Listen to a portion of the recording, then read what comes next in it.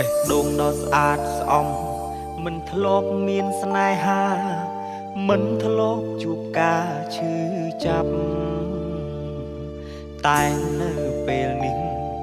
ឈឺស្ទើរស្លាប់ប៉ាំងតែមនុស្សបោកចិត្តខ្លាចហើយស្នេហា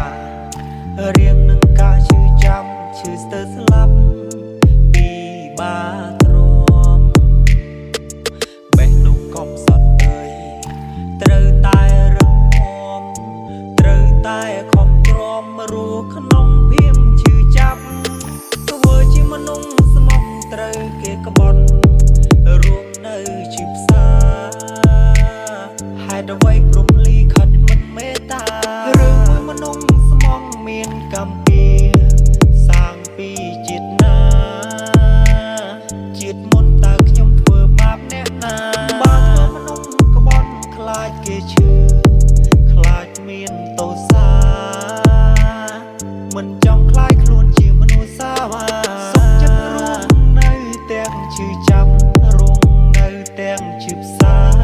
ក៏មិនចង់ឲ្យអ្នកណាមកឈឺចាប់ដោយសារខ្ញុំ Welcome to Mr. Aaron on the mix.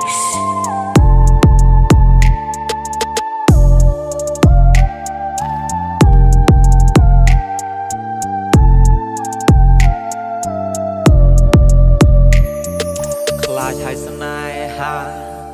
រៀងនឹងការឈឺចាំឈឺស្ទើរស្លាប់ពីបាទ្រាំបេះដូងកំសត់អើយត្រូវតែរឹងមាំត្រូវតែខំទ្រាំរស់ក្នុងភៀមឈឺចាប់